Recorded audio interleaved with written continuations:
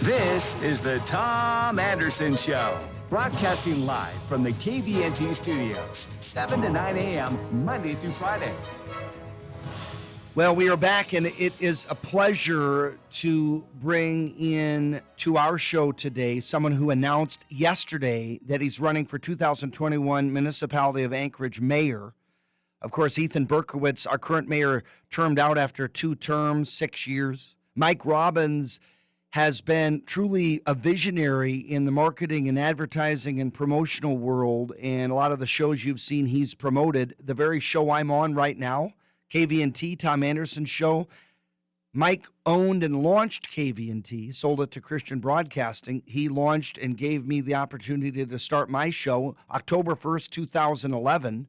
He also owns KON, Fox News, the Fox affiliate in the South Central area, and KNIK, Country Classics, country music. Mike, you threw your hat in the ring to run for mayor. What are you thinking, brother? Well, I woke up yesterday thinking that same thing, but what I'm thinking is that Anchorage needs change. It is time for us to head in a new direction. We cannot continue to do things the way we've been doing them here. The city is, in my opinion, at the mayor's level, is poorly run. The assembly is not just leaning left; they've fallen over the left cliff, and we have no balance. So what I'm thinking is that we need to return the city government in Anchorage to the people, and we need to make some drastic changes. When I see Mike Robbins, you're a strong conservative. I'm aware that you're House District 26 chairman for the GOP of Alaska, which is Laddie Shaw, State Representative Laddie Shaw, who I know is a friend of yours, and you've supported. That's his district. And I see your activity. I mean, way back when, Rotary, JCs, for Rondi, you created Pump Up the Kids, helping foster kids across the South Central area, particularly in Anchorage. You've been very active. You and your wife, Tatiana, your kids. I know you're faith-based, but something that was near and dear to my heart that you said, and I've heard you say it a couple times now, 2021 is the year of business. And when you and I talked yesterday, you said, I don't just want to celebrate businesses. I want to protect them. I want to bring them to the table. I want to hear what business owners have to say and how we can help them after they were decimated, not just from federal pandemic closures, but from municipal closures. But what's neat is then you added 2021's the year of Chugiak, Eagle River, and Girdwood, and veterans, and faith-based, and senior citizens, and students. And I thought, you're on to something, because those are kind of the forgotten, pretty much everybody in the city. And is that your goal, to bring them to the table and work with them and lead them, but try to make them part of the solution? Tom, my goal is to listen to everyone. Part of the problem we've got with our current administration in Anchorage, both the mayor and the assembly, is they just aren't listening. They've stopped listening to the people in Chugiak. They've stopped listening to the seniors. They've stopped listening to the people here and to what they want. And instead, they're promoting an agenda that's very unpopular. I would have to say that at this particular moment in time, Ethan Berkowitz is probably the most unpopular guy in Alaska. And that's happened because they're not listening, and they're not engaging with all of the constituents across the city, from Girdwood to and all points in between. And I plan to return, our administration will return the most important thing, I think, in any relationship, and that's listening to the other party. When you look at Trump running and saying, hey, we don't want another Obama after 8 years, and it worked and it resonated with all of us. When you look at the candidates sidling up, probably wanting Ethan's endorsement, Eric Croft, former assemblyman and legislator, lifetime, just like his dad, lifetime politician. Right. Forrest Dunbar. Hey, I'm a West Point guy, but Peace Corps living, God bless Peace Corps, but Forrest is as liberal and socialist as they come. I used to like and support Forrest back in the day, and I'm like, whoa, this was many years ago. It's like he is not what I thought he was. Falsey, the city manager, these are all somewhat clones of Begich. Is that where you delineate yourself? Well, I certainly not as a clone of Begich. I do not delineate myself that way. I'm as pretty far from that as you could get.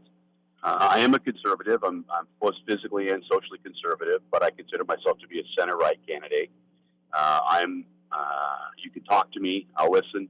I'm not always right. I'm willing to listen and make changes in the things I believe in, the things that we'll do.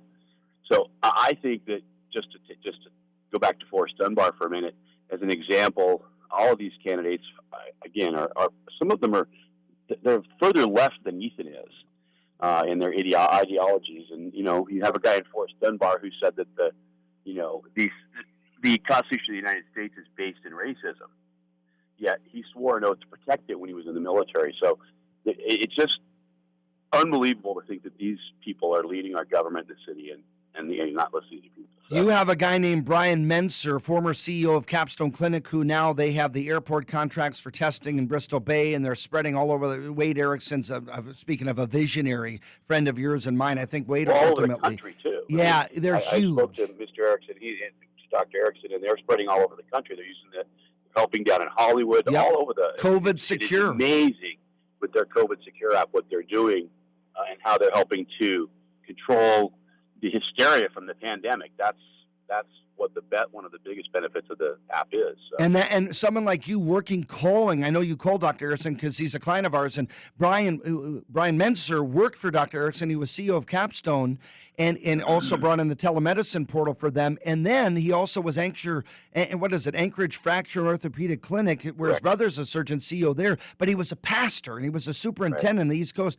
You've got solid right conservatives like him. And then you've got Meade Treadwell, your chair, former Lieutenant Governor, State Senator Lisa McGuire, your co-chair. You've got a really big team of people growing behind you, endorsements. Frank Dahl endorsed you, Alaska Char, Maidan endorsed you, former state trooper colonel in Ogden Head when the arena and all the Project 80s were in the black. Those are the types of advisors you've got. I'm obviously supporting you. Is that the momentum that you expected, or is it kind of just part of the process to win? Well, we launched yesterday, so it's in my opinion, the part of the process of winning is to have a good team that can put together a good plan to engage with the voters and to spread our message and spread our word. I'm receiving a ton of calls from small business people around the city who are supportive, who not only want to get involved in the campaign and help, alter the direction of the city, but also, want to help us out with donations. And so I've been kind of blown away, actually, at the response we got yesterday. My phone died 3 times from having conversations with people. Well, and you were at something last night. I saw photos. Did you go to the Blue Lives Matter event? I did. I went last night and waved signs for a couple of hours, and I got to give serious props to the organizations that put that event together. There was about 700 people out there, and we had really nothing to do with it. We just showed up to wave signs, and I was very impressed with the way they were organized. They were cordial. There was a counter demonstration across the parking lot from them, and this is the difference between conservatives and liberals. The conservatives took water over. The guys that brought out the Black Lives Matter demonstrators, there was about 15 of them. They forgot to bring water. Well, it was hot. And, of course, the conservatives, these groups who put this together, planned. So they shared their water with the alternate group, with the other group. How many were there of you? Of 15 of them, how many of you? About 700. And I saw you with Kreiner. I know you aided Kreiner's when he was on his protest, and then I saw you photos with him, and I saw the owner of Harley Davidson. I saw a lot of people, all these different people with you. Down there last night. Yeah, I won't go through their names because that's up to them to disclose whether they were there or not. Of course, but there was a ton of all walks of life, and what also really impressed me was the number of people from the Valley that drove in for the demonstration and to show support. Because really, and that's one of the important things I think that everybody realizes, that as Anchorage goes, so goes the Valley. I mean, many, many people drive in from the Valley to Anchorage for work, to shop, to visit friends, to dine. We're your country cousins. Driving from Anchorage to the Valley to dine, but if we were to defund the police here, and if the crime rate was to skyrocket, it's 15 minutes or, it's 30 minutes away from Wasilla. Yep. And that's what's going to come next. And so I was really impressed with the folks in Wasilla drove in to support that. Well, Mike Robbins, bless you for going to that and supporting law enforcement and business and faith-based and veterans and across the board. We will continue to have a dialogue with you. You can find him at robbinsformayor.com. This is the Tom Anderson Show. Have a good weekend.